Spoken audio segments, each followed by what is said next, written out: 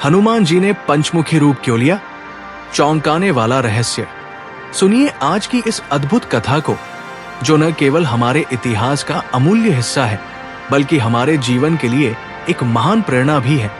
ये कथा है उस महावीर हनुमान की, जिन्होंने अपने प्रभु की रक्षा के लिए पंचमुखी रूप धारण किया और इतिहास बदल दिया।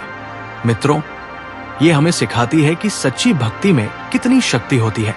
ये हमें बताती है कि जब हम अपने प्रिय जनों की रक्षा के लिए दृढ़ संकल्प लेते हैं, तो हमारे अंदर ऐसी शक्ति आ जाती है जो असंभव को संभव बना देती है।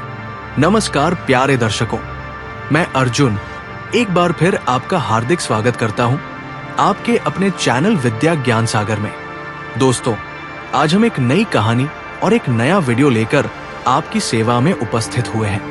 आज की कथा अत्यंत ज्ञानवर्धक और प्रेरणादायक है। कथा शुरू करने से पहले आपसे एक विनम्र निवेदन है। शास्त्रों में कहा गया है कि अधूरी छोड़ी गई कथा दुख और पाप का कारण बनती है, इसलिए इसे अंत तक अवश्य सुनें। और अगर आप अपनी माँ से सच्चा प्रेम करते हैं तो इस वीडियो को लाइक करें, हमारे चैनल को सब्सक्राइब करें और कमेंट में माँ लिखकर अपना समर्थन दें। तो आइए बिना किसी विलंब के आरंभ करते हैं आज की प्रेरणादायक कथा। रात्रि का वह प्रहर था जब अंधकार अपने चरम पर होता है, जब चांद भी अपनी चांदनी समेट लेता है और तारे भी अपनी चमक छिपा लेते हैं। उस घोर अंधकार में लंका की धरती पर एक ऐसा संकट मंडरा रहा था जिसकी कल्पना मात्र से देवताओं के भी रोंगटे खड़े हो जाते थे। प्रभु श्री राम और लक्ष्मण दोनों भाई युद्ध भूमि में अचेत पड़े थे। उनके शरीर से रक्त की धाराएं बह रही थी। वानर सेना में हाहाकार मचा हुआ था। हर कोई चीख रहा था, रो रहा था, छाती पीट रहा था। और उस भयंकर परिस्थिति के पीछे था महारावण का भयानक षड्यंत्र। वो महारावण जो पाताल लोक का सबसे शक्तिशाली राक्षस था, जिसकी शक्ति रावण से भी अधिक थी, जिसके 5 मुख थे और हर मुख से अलग अलग शक्तियां निकलती थी, जिसने माया से श्रीराम और लक्ष्मण का अपहरण कर उन्हें पाताल लोक में बंदी बना लिया था। सुषेण वैद्य ने जब ये देखा तो उनके हाथ पांव फूल गए। उन्होंने कहा, हे वानरराज सुग्रीव, ये तो माया का प्रभाव है। प्रभु श्रीराम और लक्ष्मण की आत्मा को किसी ने तंत्र विद्या से बांध दिया है। उनके प्राण तो शरीर में है, परंतु चेतना कहीं और है। यदि सूर्योदय से पहले उनकी चेतना वापस नहीं लौटी तो उनके प्राण सदा के लिए इस शरीर को छोड़ देंगे। ये सुनकर वानर सेना में ऐसा विलाप हुआ जैसे सारी सृष्टि ही रो पड़ी हो। सुग्रीव ने अपना सिर पीट लिया। अंगद धरती पर गिर पड़े। नल और नील ने अपने हथियार फेंक दिए। सबकी आंखों से अश्रुधारा बह रही थी। वो अश्रु जो केवल दुख का नहीं, बल्कि असहायता का, विवशता का, हार मान लेने का था। पर एक योद्धा था जो चुप खड़ा था, जिसकी मुट्ठियां भिंची हुई थी, जिसके नेत्रों में आग धधक रही थी, जिसके पूरे शरीर से क्रोध की लपटें निकल रही थी। वो थे पवन पुत्र हनुमान।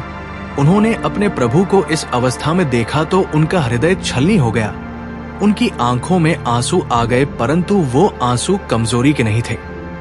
वो आंसू उस भक्त के थे जिसका सब कुछ उसके प्रभु में समाया हुआ था। हनुमान जी ने गर्जना की। ऐसी गर्जना की पूरी लंका कांप उठी। उन्होंने कहा, रुको, सब रुको, अभी हार मानने का समय नहीं है। मेरे प्रभु जीवित है और जब तक इस हनुमान में एक भी सांस बाकी है, तब तक मैं उन्हें होश में लाकर रहूंगा। सुषेण वैद्य, आप बताइए क्या करना होगा।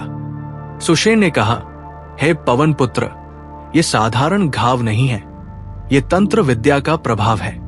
किसी ने इन दोनों भाइयों को माया जाल में फंसाया है। उनकी आत्मा को किसी ने बंधक बना लिया है।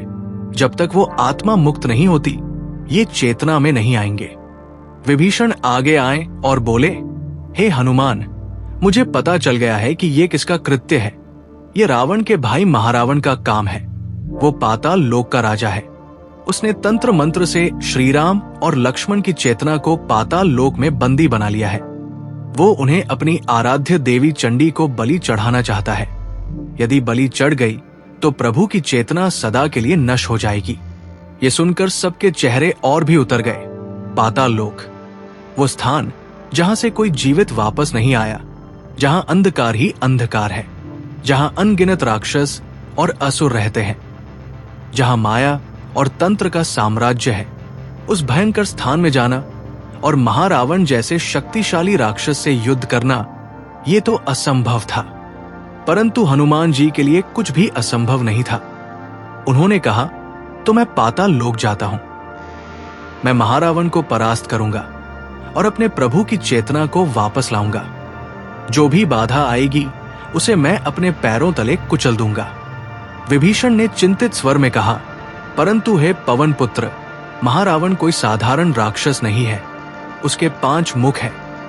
उसने ब्रह्मा जी से वरदान पाया है कि उसे कोई भी मार नहीं सकता जब तक उसके 5 मुखों में जलने वाली 5 दीपक एक साथ न बुझाए जाएं।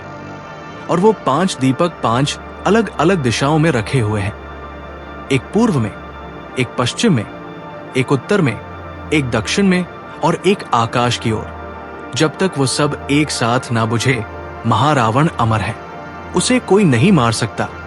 ये सुनकर सब निराश हो गए। एक साथ 5 दिशाओं में 5 दीपक कैसे बुझाए जा सकते हैं? ये तो एक योद्धा के लिए असंभव था। परंतु हनुमान जी मुस्कुराए। उनकी वो मुस्कान आत्मविश्वास से भरी थी। उन्होंने कहा, चिंता मत करो, मेरे पिता पवनदेव हैं, मैं उनका पुत्र हूं और मेरे अंदर वो सारी शक्तियां हैं जो मुझे विरासत में मिली हैं। मैं कोई रास्ता निकालूंगा, आप बस प्रभु की सेवा करते रहिए। मैं सूर्योदय से पहले उनकी चेतना लेकर लौटूंगा। ये कहकर हनुमान जी ने पाताल लोक का मार्ग पूछा। विभीषण ने बताया कि लंका के दक्षिण में एक गुफा है। वो गुफा पाताल लोक का द्वार है, परंतु वह द्वार इतना संकरा और भयानक है कि कोई भी उसमें प्रवेश करने से डरता है। वहां हजारों सांप रहते हैं, जहरीले कीड़े हैं और अंधकार इतना घना है कि कुछ भी दिखाई नहीं देता। हनुमान जी बिना एक पल गवाए उस गुफा की ओर चल पड़े। उनके कदम तेज थे। उनके मन में एक ही विचार था, प्रभु की रक्षा, केवल प्रभु की रक्षा। जब वो उस गुफा के पास पहुंचे तो देखा कि वो गुफा वास्तव में बहुत भयानक थी। उसके मुख से ठंडी हवाएं निकल रही थी जिसमें मृत्यु की गंध थी। चारों ओर सांपों की फुफकार सुनाई दे रही थी। हनुमान जी ने एक पल के लिए रुककर आंखें बंद की। उन्होंने अपने पिता पवनदेव को याद किया, अपनी माता अंजनी को याद किया और सबसे बढ़कर अपने प्रभु श्रीराम को याद किया। और फिर हनुमान जी ने जय श्रीराम का उद्घोष किया। ऐसा उद्घोष की पूरी गुफा गूंज उठी और वो गुफा में प्रवेश कर गए। जैसे जैसे वो नीचे उतरते गए, अंधकार और भी घना होता गया। रास्ता इतना संकरा था कि उन्हें अपना आकार छोटा करना पड़ा। वो चलते गए, चलते गए, चलते गए। घंटों चलने के बाद उन्हें एक विशाल द्वार दिखाई दिया। वो द्वार पाताल लोक का प्रवेश द्वार था। उस द्वार पर एक विशालकाय राक्षस पहरा दे रहा था। उसका नाम था अहिरावण। वह महारावण का सेनापति था। जब उसने हनुमान जी को देखा तो हंस पड़ा। उसने कहा, अरे वानर, तू यहाँ कैसे आ गया? क्या तुझे पता नहीं कि यहाँ से कोई जीवित वापस नहीं जाता? चल भाग जा, वरना मैं तुझे अभी मार डालूंगा। हनुमान जी ने शांत स्वर में कहा, हे राक्षस, मैं अपने प्रभु श्रीराम की चेतना लेने आया हूं। रास्ते से हट जा, वरना मुझे तुम्हें हटाना पड़ेगा। अहिरावण क्रोध से भड़क उठा। उसने अपनी गदा उठाई और हनुमान जी पर प्रहार किया, परंतु हनुमान जी ने उस गदा को ऐसे रोक लिया। फिर एक ही प्रहार में उस राक्षस को धरती पर पटक दिया। अहिरावण चीखा, तुम जानते नहीं तुमने क्या किया। महारावण तुम्हें जीवित नहीं छोड़ेगा। हनुमान जी ने कहा, मैं महारावण से मिलना ही चाहता हूं, मुझे उसके पास ले चलो। अहिरावण डर गया। उसने द्वार खोल दिया और हनुमान जी को अंदर जाने दिया। जैसे ही हनुमान जी ने पाताल लोक में प्रवेश किया, उन्हें एक अजीब सी दुनिया दिखाई दी। वहां सब कुछ उल्टा था। नदियां उल्टी बह रही थी, पेड़ उल्टे लटके हुए थे, सूर्य की जगह एक काला गोला चमक रहा था। वहां का वातावरण इतना भारी था कि सांस लेना भी मुश्किल हो रहा था। हनुमान जी ने देखा कि दूर एक विशाल महल है। वो महल महारावण का था। वो महल काले पत्थरों से बना था और उसके चारों ओर आग की लपटें धधक रही थी। उस महल के द्वार पर हजारों राक्षस पहरा दे रहे थे, परंतु हनुमान जी को किसी का डर नहीं था। वो सीधे उस महल की ओर बढ़ चले। जैसे ही राक्षसों ने हनुमान जी को देखा, वे सब उन पर टूट पड़े, परंतु हनुमान जी ने अपना विशाल रूप धारण किया और उन सब राक्षसों को ऐसे उड़ाया जैसे आंधी तिनकों को उड़ा देती है। उनकी गर्जना से पूरा पाताल लोक कांप उठा। वो चीखे, मैं हनुमान हूं, पवन पुत्र हूं, मुझे महारावण से मिलना है। उसे बाहर आने दो महल के अंदर से एक भयंकर आवाज गूंजी। ये आवाज महारावण की थी। उसने कहा, तो तू है वो वानर जिसने मेरे भाई रावण को परेशान किया। अच्छा किया जो तू यहां आ गया, अब तू यही रहेगा सदा के लिए। और महल के द्वार खुल गए। उसमें से निकला एक भयंकर राक्षस। उसके 5 मुख थे, हर मुख अलग अलग दिशा में था। उसकी 10 भुजाएं थी, हर हाथ में एक अलग हथियार था। उसकी आंखें लाल थी और उनमें से आग निकल रही थी। वो था महारावण, पाताल लोक का सर्वशक्तिशाली राजा। महारावण ने हंसते हुए कहा, देखो देखो कौन आया है। वही छोटा सा वानर जो समुद्र पार कर गया था, जिसने लंका जलाई थी। अब बता वानर, क्या चाहिए तुझे? हनुमान जी ने दृढ़ स्वर में कहा, मेरे प्रभु श्री राम और लक्ष्मण की चेतना को मुक्त कर दे। उन्हें छोड़ दे वरना तेरा अंत निश्चित है। महारावण जोर से हंसा। उसकी हंसी से पूरा महल कांप उठा। उसने कहा, मूर्ख वानर, तुझे पता है मैं कौन हूं। मुझे ब्रह्मा जी का वरदान प्राप्त है। मुझे कोई नहीं मार सकता। मेरे 5 मुखों में 5 दीपक जलते हैं। जब तक वो सब एक साथ नहीं बुझते, मैं अमर हूं। और वो दीपक 5 अलग अलग दिशाओं में हैं। तू अकेला कैसे उन्हें बुझाएगा? हाँ, ये कहकर महारावण ने हनुमान जी पर हमला कर दिया। उसके सभी हथियार एक साथ हनुमान जी पर टूट पड़े, परंतु हनुमान जी भी कोई साधारण योद्धा नहीं थे। उन्होंने एक एक हथियार को रोका। वो लड़े, घंटों लड़े। उनका युद्ध इतना भयंकर था कि पूरा पाताल लोक हिल गया। देवता भी आकाश से ये युद्ध देख रहे थे, परंतु महारावण अमर था। हनुमान जी कितना भी प्रहार करे, महारावण को कुछ नहीं होता था। हनुमान जी समझ गए कि जब तक 5 दीपक एक साथ नहीं बुझाए जाएंगे, महारावण को हराया नहीं जा सकता। परंतु 5 दिशाओं में एक साथ कैसे जाया जाए, ये असंभव था। हनुमान जी ने युद्ध रोक दिया। वो एक क्षण के लिए खड़े हो गए। उनके मन में विचार आया, क्या करूं? कैसे इस राक्षस को हराऊं? मेरे प्रभु की चेतना इसके बंधन में है। यदि मैंने इसे नहीं हराया तो प्रभु की जान चली जाएगी। नहीं, ऐसा नहीं हो सकता। मुझे कुछ करना होगा। और तभी हनुमान जी को अपने पिता पवनदेव की याद आई। उन्हें याद आया कि उनके पिता ने एक बार कहा था, बेटा, तुम्हारे अंदर वो सारी शक्तियां हैं जो मुझ में हैं। तुम किसी भी रूप में बदल सकते हो। तुम अपने शरीर को कई भागों में बांट सकते हो। यदि कभी जरूरत पड़े तो अपनी इस शक्ति का प्रयोग करना। हनुमान जी की आंखों में चमक आ गई। उन्हें अपना मार्ग मिल गया था। उन्होंने अपने मन में निश्चय किया कि वो पंचमुखी रूप धारण करेंगे। 5 मुख, 5 दिशाएं, 5 दीपक, सब एक साथ। हनुमान जी ने आंखें बंद की। उन्होंने अपने इष्ट देव श्री राम का ध्यान किया। उन्होंने अपने पिता पवनदेव का आह्वान किया। उन्होंने माता अंजनी को याद किया और फिर उन्होंने एक मंत्र का उच्चारण किया, वो मंत्र जो उनके पिता ने उन्हें सिखाया था। ओम हा हनुमते रुद्रात्मकाय हूं फट। और जैसे ही ये मंत्र उनके मुख से निकला, उनके शरीर में एक अद्भुत परिवर्तन होने लगा। उनका शरीर तेज से चमकने लगा। उनके चारों ओर एक दिव्य प्रकाश फैल गया और फिर एक एक करके उनके 4 और मुख प्रकट होने लगे। पहला मुख प्रकट हुआ पूर्व दिशा की ओर। वो था भगवान वराह का मुख, वो मुख जो पृथ्वी को बचाने के लिए समुद्र की गहराइयों में गया था, वो मुख जो अथाह शक्ति का प्रतीक था। दूसरा मुख प्रकट हुआ पश्चिम दिशा की ओर। वो था भगवान नरसिंह का मुख, वो मुख जो हिरण्यकश्यप जैसे अहंकारी राक्षस का विनाश करने के लिए प्रकट हुआ था। वो मुख जो क्रोध और न्याय का प्रतीक था। तीसरा मुख प्रकट हुआ उत्तर दिशा की ओर। वो था गरुड़ का मुख। वो पक्षी जो भगवान विष्णु का वाहन है। वो मुख जो गति और पराक्रम का प्रतीक था। चौथा मुख प्रकट हुआ दक्षिण दिशा की ओर। वो था हयग्रीव का मुख। वो अश्व मुख जो ज्ञान और विद्या का प्रतीक था, जिसने वेदों की रक्षा की थी। और मध्य में रहा हनुमान जी का अपना मुख। वो मुख जो भक्ति और समर्पण का प्रतीक था।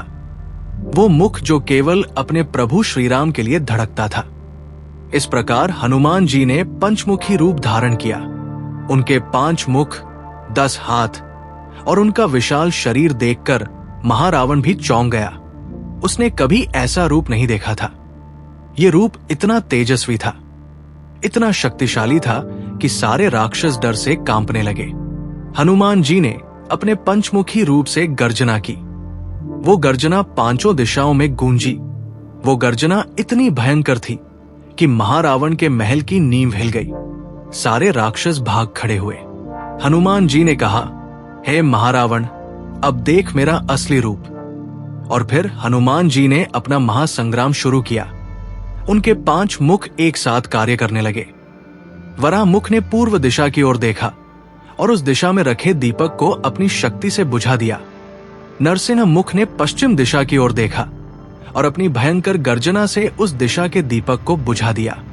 गरुड़ मुख ने उत्तर दिशा की ओर उड़ान भरी और अपनी तेज गति से उस दीपक को बुझा दिया। हयग्रीव मुख ने दक्षिण दिशा की ओर अपना ज्ञान प्रसारित किया और उस दीपक को बुझा दिया। और स्वयं हनुमान मुख ने आकाश की ओर देखा और अपनी भक्ति की शक्ति से उस 5वें दीपक को बुझा दिया। ये सब एक साथ एक ही क्षण में हुआ। 5 दीपक एक साथ बुझ गए और जैसे ही वो बुझे, महारावण की शक्ति समाप्त हो गई। उसका वरदान खत्म हो गया। वो अब अमर नहीं रहा। महारावण चीखा, नहीं, ये कैसे हो सकता है? मेरा वरदान, मेरी शक्ति, ये सब कैसे? परंतु अब बहुत देर हो चुकी थी। हनुमान जी ने अपने पंचमुखी रूप में महारावण पर अंतिम प्रहार किया। उनके 5 मुखों से एक साथ शक्ति निकली। वराह की शक्ति, नरसिंह का क्रोध, गरुड़ की गति, हयग्रीव का ज्ञान और हनुमान की भक्ति, सबने मिलकर महारावण को घेर लिया। महारावण लड़ा, बहुत लड़ा, परंतु अब उसके पास अमरता का वरदान नहीं था। हनुमान जी के प्रहार उस पर असर कर रहे थे। अंत में हनुमान जी ने अपनी गदा से महारावण के सभी 5 मुखों को एक साथ कुचल दिया। महारावण चीखता हुआ धरती पर गिर पड़ा। हनुमान जी ने उसके ऊपर अपना पैर रखा और कहा, यह है उस भक्ति की शक्ति, यह है उस प्रेम की शक्ति जो एक भक्त अपने प्रभु के लिए रखता है। तूने मेरे प्रभु को बंदी बनाने की गलती की, अब भुगत इसका फल। महारावण की आंखों में आंसू आ गए। वो समझ गया था कि उसकी हार हो गई। उसने अंतिम सांस लेते हुए कहा, तू धन्य है हनुमान, तूने वो कर दिखाया जो असंभव था। तेरी भक्ति अमर है, तेरा नाम सदा के लिए अजर अमर रहेगा। और इस प्रकार महारावण का अंत हुआ। पाताल लोक के सबसे शक्तिशाली राक्षस को हनुमान जी ने परास्त कर दिया। महारावण के मृत्यु के साथ ही उसका सारा मायाजाल समाप्त हो गया। उसने जो तंत्र मंत्र से श्री राम और लक्ष्मण की चेतना को बांधा था, वो सब टूट गया। हनुमान जी ने देखा कि महल के एक कक्ष में 2 दिव्य प्रकाश बंधे हुए थे। वो प्रकाश थे श्री राम और लक्ष्मण की चेतना के। हनुमान जी ने अपने पंचमुखी रूप से उन प्रकाशों को मुक्त किया। उन्होंने उन प्रकाशों को अपने हृदय से लगाया, अपनी आंखों से लगाया। उनकी आंखों में आंसू थे, खुशी के आंसू, राहत के आंसू।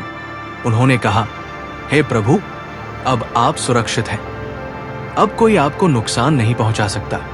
और फिर हनुमान जी ने उन प्रकाशों को लेकर पाताल लोक से बाहर निकलने की यात्रा शुरू की।